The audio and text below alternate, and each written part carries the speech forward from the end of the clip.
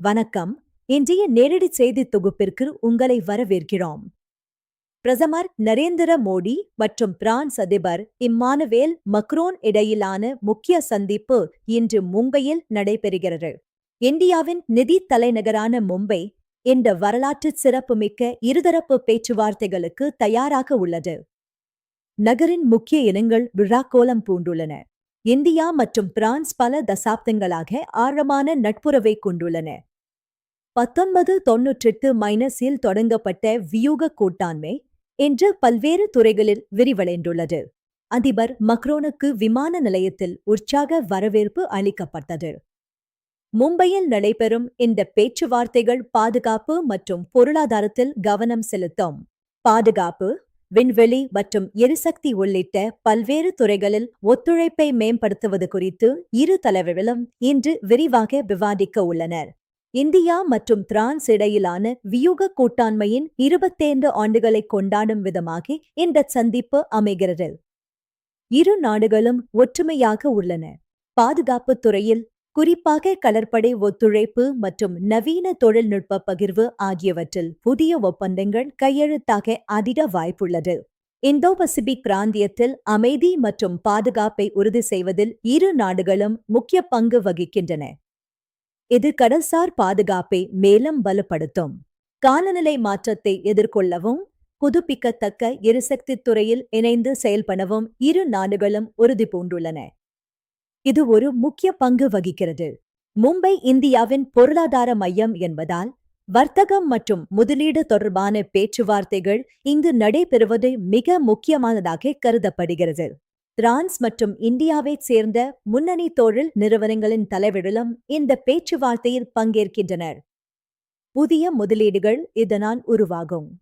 செயற்கை நுண்ணறிவு, விண்வெளி ஆய்வு மற்றும் ஸ்டார்ட் அப் நிறுவனங்களுக்கு இடையிலான ஒத்துழைப்பு குறித்து இரு தலைவர்களும் முக்கிய முடிவுகளை எடுப்பார்கள். விண்வெளித் துறையில் இந்திய விண்வெளி ஆய்வு நிறுவனம் மற்றும் பிரான்சின் CUDS இணைந்து புதிய உயரங்களை தொட திட்டமிட்டுள்ளன. இது தொழில்நுட்ப வலிமையை காட்டுகிறது. கல்வி மற்றும் கலாச்சார பரிமாற்றங்கள் இந்த உறவின் முதுகெலும்பாக உள்ளன. அதிகப்படியான இந்திய மாணவர்கள் பிரான்சில் உயர்கல்வி பயில புதிய வசதிகள் உருவாக்கப்படும். இரு நாடுகளுக்கும் இடையிலான மக்கள் உறவு மிகவும் ஆழமானது. கலை, கலாச்சாரம் மற்றும் உணவு முறைகளில் நிலவும் ஒற்றுமைகள் இரு நாடுகளையும் நெருக்கமாக்குகின்றன. மருத்துவத் துறையில் ஆராய்ச்சி மற்றும் மேம்பாட்டிற்காக இணைந்து செயல்படுவது குறித்து இரு நாடுகளும் விரிவாக பேச உள்ளன.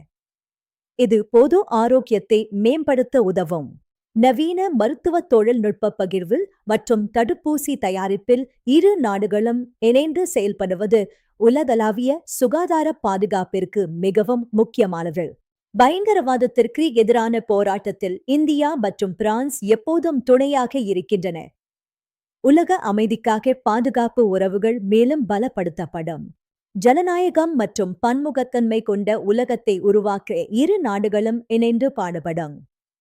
இது சர்வதேச அரசியலில் ஒரு புதிய தாக்கத்தை ஏற்படுத்தும் என்பது உறுதி.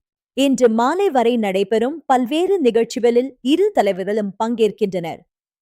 மும்பையின் வரலாற்று சிறப்புமிக்க இடங்களுக்கும் அவர்கள் செல்வார்கள் என்று எதிர்பார்க்கப்படுகிறது. பேச்சுவார்த்தையின் முடிவில் இரு தலைவர்களும் இணைந்து கூட்டறிக்கை வெளியிடுவார்கள்.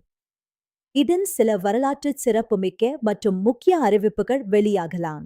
இந்த உச்சிமாநாடு மும்பையில் நடைபெறுவது இந்த நகரத்தின் உலகளாவிய முக்கியத்துவத்தை நிரூபித்துள்ளது. இது மகாராஷ்டிரா மாநிலத்தின் பொருளாதார வளர்ச்சிக்கும் வழிவகுக்கும். இந்தியா பிரான்ஸ் நட்பு பல தசாப்தங்களாக வளர்ந்து வருகிறது. இந்த புதிய ஒப்பந்தங்கள் இந்த உறவை அடுத்த நிலைக்கு எடுத்துச் செல்லும் என்பதில் ஐயமில்லை. இன்றைய இந்த சிறப்பு செய்தி தொகுப்பில் இணைந்தமைக்கு நன்றி. இது போன்ற முக்கிய செய்திகளை தெரிந்து கொள்ள தொடர்ந்து எங்களுடன் இணைந்திருங்கள். வணக்கம்.